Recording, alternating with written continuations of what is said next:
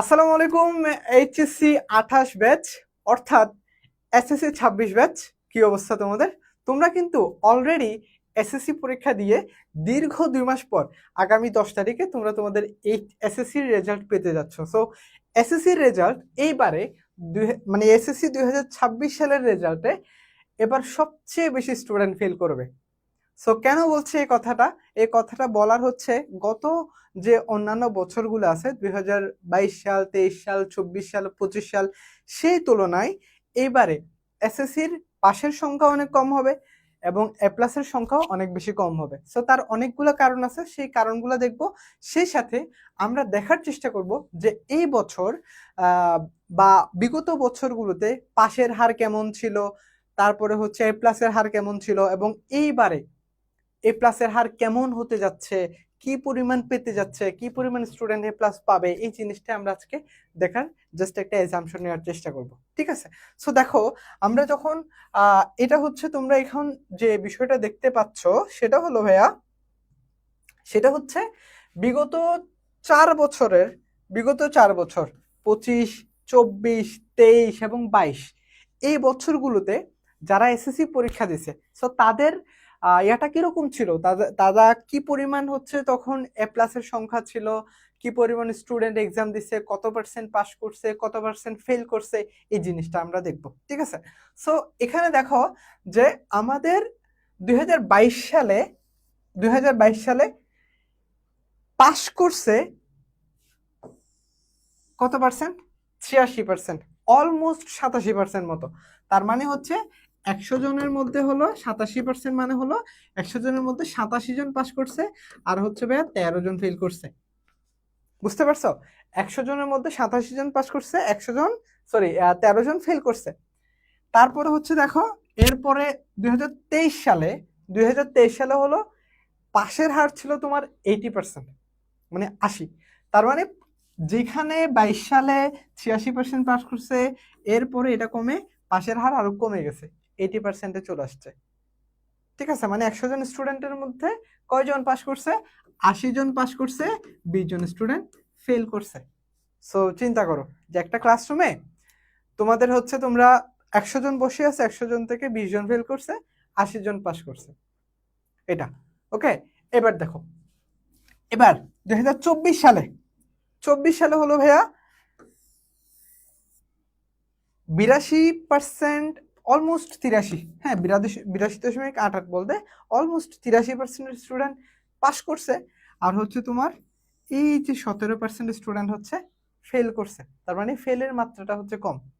কিন্তু সবচেয়ে বড় কঠিন যে ব্যাপারটা, কঠিন যেটা সত্য, সেটা হলো এইচএসসি 25 ব্যাচ থেকে এই যে পাস এবং ফেল করা, এটার হারের মধ্যে বিশাল একটা পরিবর্তন চলে আসছে।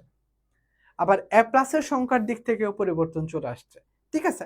তো দেখো, সেটা হচ্ছে, দেখো ভাইয়া, 2025 সালে কি হইলো, 68% স্টুডেন্ট হচ্ছে তোমার পাস করতে পারছে, মাত্র 68%। ফেইলের রেট হচ্ছে 31%, মানে হলো আমরা 32% বলতে পারি অলমোস্ট। তার মানে 100 জন স্টুডেন্টের মধ্যে 32 জন স্টুডেন্ট ফেল করছে, বাকি 68% স্টুডেন্ট হচ্ছে পাস করতে পারছে। এবার এ প্লাসের হারও হচ্ছে উল্লেখযোগ্যভাবে কমে গেছে। ঠিক আছে? এ প্লাসের হারও অনেক কমে গেছে।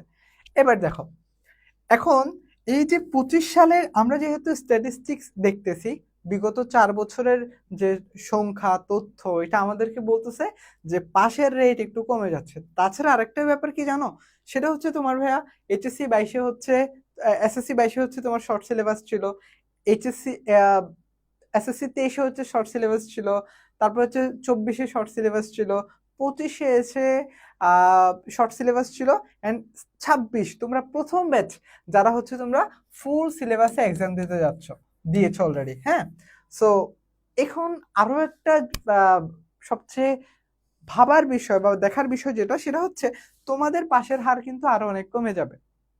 তোমাদের পাশের হার, এখানে যে আমরা 68% দেখতেছি, এই হারটা আরো অনেক অনেক অনেক বেশি ডিক্রিজ করবে। ঠিক আছে? তারপরে হলো তোমার ফেলের রেটটা বাড়বে এইবারে। এসএসসি 26-এর বারে, ঠিক আছে। তারপরে হচ্ছে এ প্লাসের সংখ্যাও অনেক ডিক্রিজ করবে। কিসের উপর বলতেছি? যে বিগত পরিসংখ্যানের উপর ভিত্তি করে বলতেছি, বুঝতে পারছো? সো এ প্লাসের হার, পাশের হার, তারপরে হচ্ছে তোমার যে ফেলের হার, এটা কিন্তু কমবে। টেনশনের কিছু নাই। এবার হচ্ছে তোমাকে একটু ছোট্ট আমরা একটা জাস্ট গ্রাফ দেখবো, যেটা এই যে এখানে দেখো, এখানে দেখো, এখানে হচ্ছে ভাইয়া পাশের হারটা কিভাবে কমতেছে দেখো জাস্ট। এই যে এখানে 2022 সালে ছিল কোথায়, 2022 সালে হচ্ছে 86% ছিল, তাই না? এরপরে এটা কমে এই যে 2023 সালে হচ্ছে 80%-এ নেমে আসছে।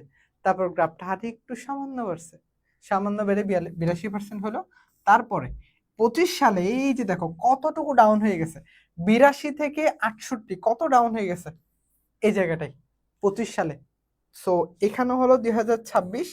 সো 26 সালে কখন আসে, কোথায় আসে, এখানে আসে নাকি এদিকে উপরে ওঠে, সেটা হচ্ছে এখন দেখার বিষয়।